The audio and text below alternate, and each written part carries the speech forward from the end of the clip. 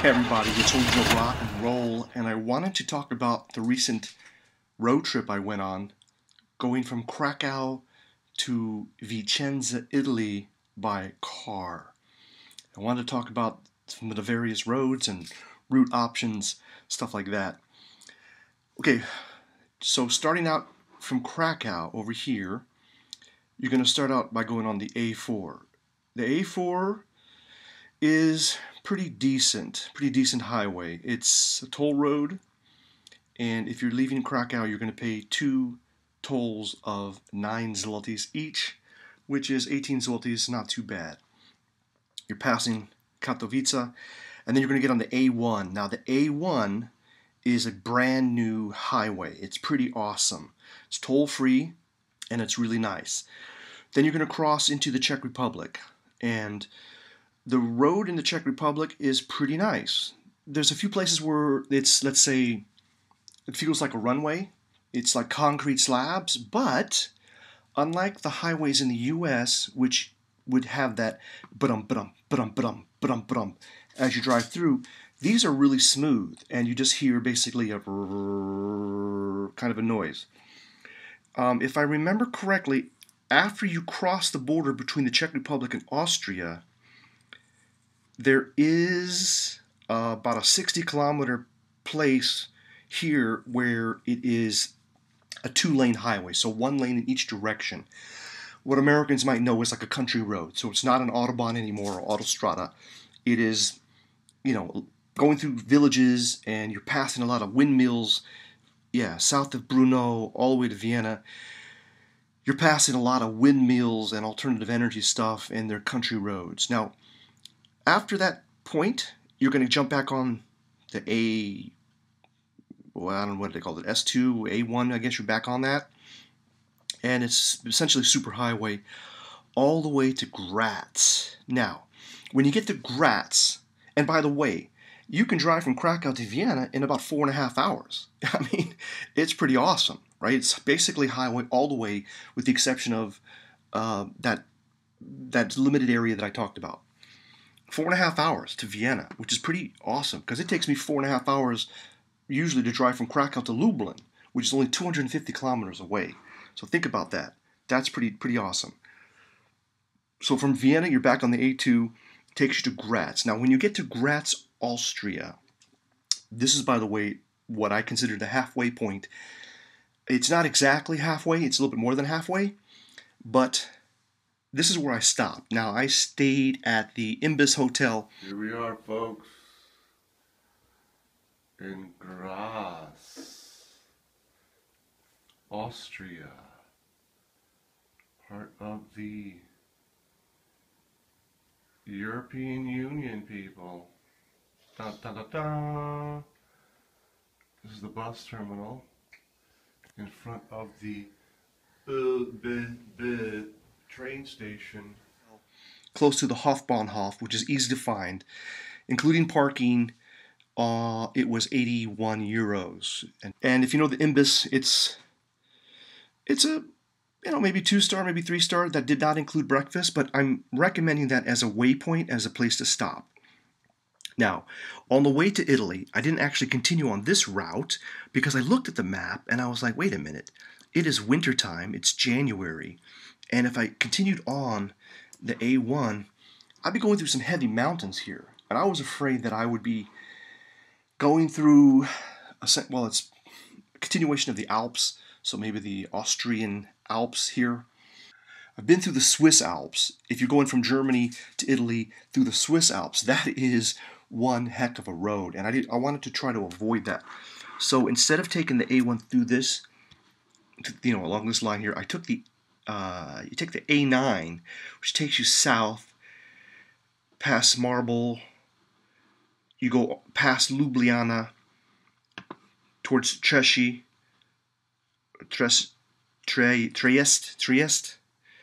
and then you continue on up over here in Palmanove, and you jump on the A4. This route that I'm just describing that goes through Slovenia, the road goes between these sort of high hills. It's not quite mountainous. It's big hills. There's a couple of places where it goes through the mountain, but for the most part, it's going between these big hills, and you're almost going downhill all the way. My fuel economy was very good going through here. It's just a road. It's nothing wrong with it. It was a very good road. Can't complain about it. When you connect up here on Palmanova, you're in Italy, and you're jumping on, I forget what they call it, maybe it's the A2 again, but this is a toll road in Italy, and if you go from, well, actually, I'm not certain how much the toll is, but this toll road cost me 16 euros. I did get off and get back on again, and I paid 2 times 8 euros. I paid a different rate on the way back, and I'll explain that later. But stopping in Gratz and then continuing the next day, I was in Vicenza in the afternoon. We stopped a few times to stretch and what have you. And I think somewhere around Padua, I added another 10 liters to the tank. But essentially, 72-liter tank plus 10, that's 82 liters. That's averaging about 8.2 liters of diesel per 100 kilometers, which is, roughly 28 miles to the gallon, something like that. So that was the way down. Now, on the way back, I took this blue route. So instead of going back into Slovenia past Ljubljana, I stayed on this route here, which I believe it is, well, I forget what they call it, but this is the toll road. I got on in Vicenza, took that toll road all the way to the border of Austria, and it cost 27 euros, 27 and change, just under 28 euros for that trip. That's pretty expensive, but literally you can go as fast as you want. There's signs that says the road is radar enforced. I didn't see any police. It is basically a super highway. Cars were going 160, maybe even faster. I was averaging probably around 120 the whole way. Now, what is very, very interesting is that when you get up into the mountains here, and what I was afraid of turned out to be a little bit different than what I found. Whereas the Ljubljana route, let's call this I think it's the A1. This is the A1 route coming down here. That, you might call it a meandering, gentle, between the hills kind of a route, kind of like made for a woman, let's say, or made by a woman, let's say. Nothing wrong with that. Nothing wrong with that. They're just going with the topology. This A2 route is made by a man, and basically you're in the mountains, and instead of going around the mountains or through the valleys, they are just tunneling through the mountain. It's awesome. And what I found was really interesting is the Italian Alps here, northern Italy. You're just blasting right through the tunnels, right through the mountains. Really, really awesome, very scenic. And some of these tunnels had motion sensing lights. So basically the tunnel's black, and once you enter the tunnel, lights start triggering, start tumbling like dominoes, turning on as you go through. It's really, really cool. And one thing that I wanted to mention is I think God loves Italy, because everything was great. It's December 31st through January 3rd or so, the whole trip. Leaving Italy, it's like plus 8 degrees centigrade, which is, 40, 45 degrees, 50 degrees Fahrenheit. And just when you cross the border into Austria, you go from sunshine and plus temperatures to snow and minus temperatures. It's pretty awesome. And there's two points. One of them, maybe God loves Italy, but also it could just be, why did the countries put a border there? Maybe it is because of that geographical difference, that climatic difference. Italian people maybe just stop there because, hey, if we go on the other side of this mountain, it's cold. So we'll stay on the southern side of the mountain and call it a day. Just kind of an interesting way that happens in a lot of countries, and actually a lot of American states. If you go between Louisiana and Mississippi, you see a drastic difference just crossing the state lines. in the type of agriculture, how things are laid out, and it's similar in this case here too.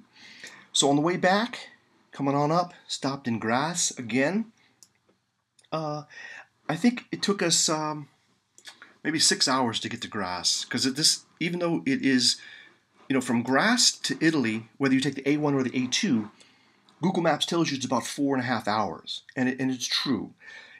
This through the mountain pass might actually be shorter, but because you're going up and down a little bit, up and down a little bit, and you're in the mountains, even though you're blasting through mountain tunnels, it takes more time, and you can't go as fast as maybe you can go on the A1 down here. It was really awesome. Is 3.5 hours out of Vicenza. We're in the Austrian Alps, and what do we see? A rest stop up ahead. Gas station, hotel, and a Burger King. So of course we stopped there.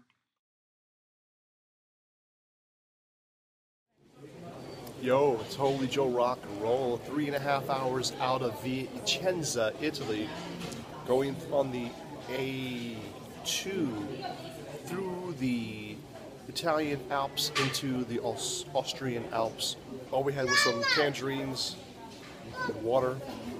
And what did we see? We saw a sign, Burger King, at his rest stop. I have to tell you, this is like a little mini UN. You got people from Eastern Europe, you got Germans, Austrians, Italians, all stopped here to get some American food. I tell you what, it really warms the heart, because while maybe it's not the best food in the world, the thing about American fast food is you know exactly what you're going to get. You know you're going to get it fast. You know pretty much the price range it's going to be in. And it's America, baby. Homogenization of the world.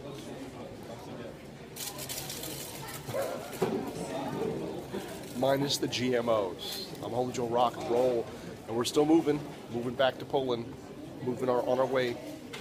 Peace out. And we chowed down, and it was a great place. It was like the United Nations. I mean, people from all over had stopped there and stopped for a snack. There's not just a Burger King there. There's another restaurant. There's whatever. There's all kinds of food options there. So on the way back, stopped at Gratz the next day, picked up, jumped back on the expressway the same way we came. We passed Vienna. Now, when I got to Vienna, it was about 12 o'clock. It was Sunday, January the 3rd, let's say. Whatever, it was the first Sunday in the new year. And, Vienna being Austria being DACH, a Germanic country, what's open on Sunday? I wanted a Wiener Schnitzel, which, from my Polish friends, it's just schabowa, but I wanted to have some Wiener Schnitzel. Hey, I'm in Vienna, let's get a Wiener Schnitzel. So we got off the road. I didn't know where to go. I tried to look at Yelp, but of course my data plan is for Poland, not for Austria. Yelp couldn't really tell me anything. And I'm driving. I can't really do this while I'm driving. Anyhow, long story short, I got lucky. When I got into Vienna, I just followed the signs for the center. Everything was pretty much closed except this one place. They weren't Viennese people. They were not Germanic people. But they were open on Sunday, and they offered schnitzel, noodles, and other foods. It was pretty awesome. We stopped in there. I got a Wiener Schnitzel, got a cordon bleu for my wife.